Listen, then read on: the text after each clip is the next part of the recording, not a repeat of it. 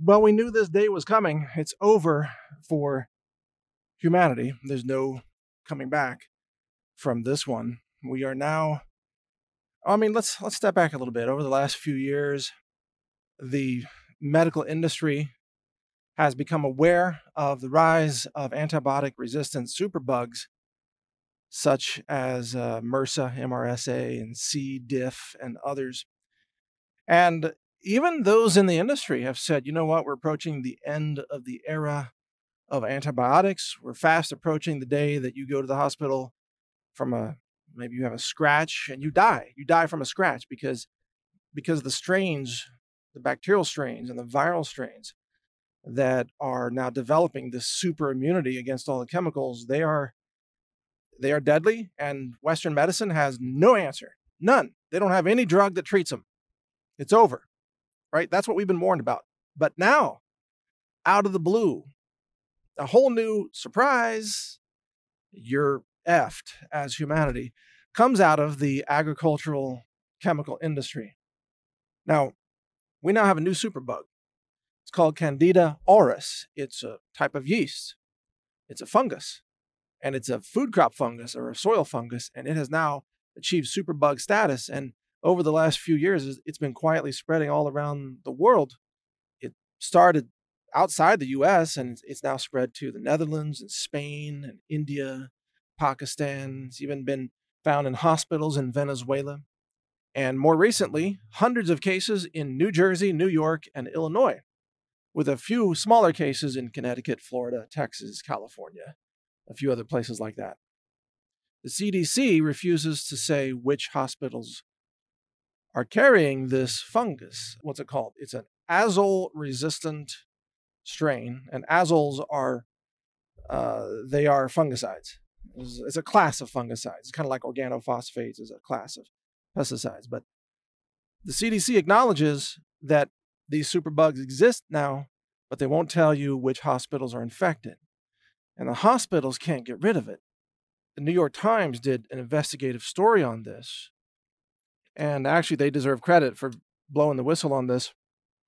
But we took the New York Times story and did a lot of additional investigation and brought in additional facts. And I published a big story on this on naturalnews.com. And I also recorded an entire mini documentary that's being produced right now. It's going to be posted at counterthink.com when it's done. You might want to watch that. I think it's going to be over an hour. It's basically the same information that's in the story on naturalnews.com, just with more graphics and everything. But here's what we now know. This incredible strain of, it's a fungal strain, and it's called Candida auris. This persists in hospital rooms. It's on the beds, the bed rails, the curtains, the window shades, the ceiling. It's on IV lines and respirator masks. It's on the clothing. It's on the socks. It's on the bed sheets, the linens, the towels, the sinks, the bathroom door handle. It's everywhere. And then it's carried by hospital staff to other patients in other rooms in the hospital.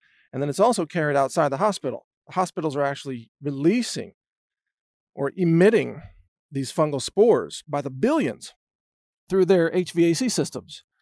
And it is then infecting local communities. And there have been studies where they took aerial samples in and around hospitals, and they found this deadly fungal strain infecting soils and crops and buildings and homes and backyards and compost beds and home gardens all around the hospitals.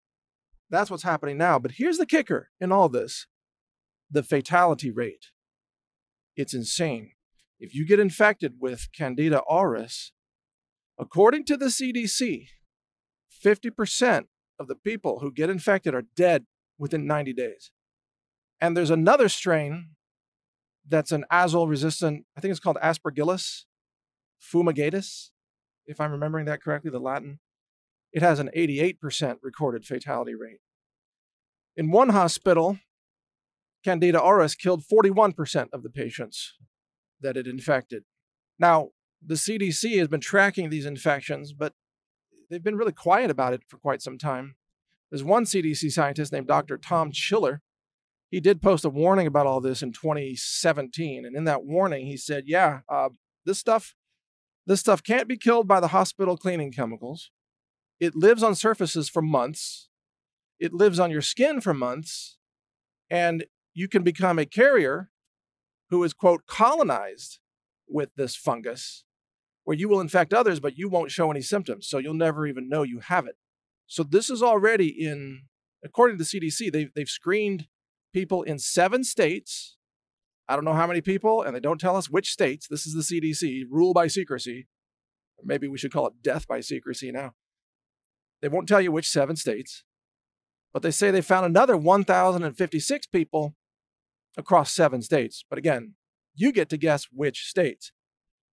And then they've documented, I think, 617 infections in the United States that are truly infected people, not just carriers, but infected people.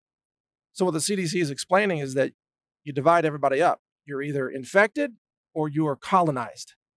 Colonized means the yeast is growing on you, but you're not sick. Infected means you're sick, 50% chance you're dead in 90 days. This is now spreading all across America. It's obviously in thousands of people at this point, because most hospitals have only just barely started to hear about this now. Most people have never heard about this, but it's spreading like crazy. It's obviously way past Ebola. Ebola had only infected, a couple of people in the United States, period. And they got it under control, thankfully, barely. It spread to a nurse in a hospital in Texas. I don't know if you recall that. That was in Dallas. It was bad. Yeah, they brought Ebola into the United States. It's just crazy. But this stuff, this Candida auris, which comes from agricultural chemicals causing fungal resistance to the azole class of fungicides. There's a bunch of azoles. This stuff, it's already in hospitals across America. It's already in people across America. No doubt, it's probably in tens of thousands of people. And this just came on the scene in the last few years. This isn't some old school thing that came back. This is new. This grew out of the food fields from the overuse of fungicides. And as a result, these fungal strains became, resistant to those fungicides. And now they're superbugs. And they can just live on your skin. They can live. In fact, I think it was Dr. Tom Chiller from the CDC who was describing you have to swab people's crotches to get a reading on this. Swab them in the crotch. So this stuff is living in your crotch, apparently, according to the CDC. I mean, I don't mean to get gross here, but that's what he said. It's a superbug yeast. It's like a super yeast bug in your crotch. I mean, I'm not making this up. You can read it yourself. I linked to the CDC page and the video with Dr. Tom Chiller and everything. You can read it yourself. Probably this could live in people's armpits, not just their crotches, but, armpits too. And who knows what else? Where else? Maybe it lives on their scalps. Maybe it lives under their fingernails. I don't know. Toenails. In between their toes. That's where there are a lot of fungal infections, right? People have fungal infections on their toes. Again, I don't want to get gross, but this is a superbug with a 50% kill rate in 90 days. And all you hear from the media is, measles, it's a national emergency, get your measles vaccine. They don't talk about this stuff, Candida auris, that's already spread all across the country. There's going to come a day soon where every trip to a hospital is a suicide mission. Just to walk into the hospital, just to touch anything, touch a pen, fill out the form. Here, fill out all these damn forms. Just to fill out a form, you're going to get this Candida auris infection all over yourself just by filling out their forms. And you're going to die. 50% chance. And maybe you're only there because you have a click in your knee or something. You have an elbow problem. I don't know. But now you're dying from Candida auris because, well, that's what's out there now. That's the new superbug because the chemical companies had to keep spraying all the food crops, the agricultural companies. So this is what we're now facing. This can spell the end of Western medicine. This can turn every hospital into a zombie infection zone. It's almost already there. The CDC even shows a map on its website of which countries have recorded hospitals spreading this superbug. And those countries include India and Venezuela and a few others, by the way. This thing is all across Europe. It's in London. It's in hospitals in London. It's in the heart surgical centers and the ICUs all throughout the UK at this point. It's already too late. They're not going to be able to stop it. And hospitals are breeding grounds for this kind of thing because hospitals have artificial light instead of sunlight. Sunlight kills most, fungi, but not artificial light. And hospitals are feeding patients just crap food, immunosuppressive food. And hospitals are not well cleaned, especially in certain parts of the country. It's here. Stay out of the hospitals if you can. This is the next big thing. And you're just starting to hear about it now. We got a website called superbugs.news where you can read about this, but most importantly, look for my full documentary on this. I narrate the whole thing, and it's being produced right now, and it's going to be posted on counterthink.com. You'll want to share that with friends because this is a real deal. This is happening. This is the superbug that might just clobber humanity. It could kill 1 billion people in the right circumstances. Absolutely could kill 1 billion people. I'm sure the globalists will celebrate. Yay! Their super weapon finally is working. Yeah, that's the way they think. They're insane. But thanks for listening. Be well. Before we get into the next segment, reminder that this is brought to you by the Health Ranger store. We have a fish oil alternative for those who don't want to take in fish-based products, many of which are heavily contaminated with mercury. We have a product called ahi flour.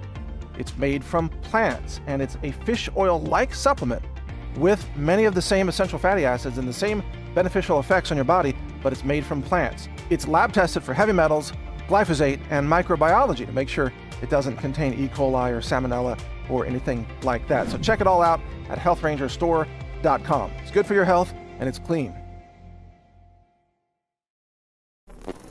Thank you for watching. If you want to support our mission, visit us at healthrangerstore.com for the world's largest selection of lab-verified superfood and nutritional products for healthy living. It's at healthrangerstore.com.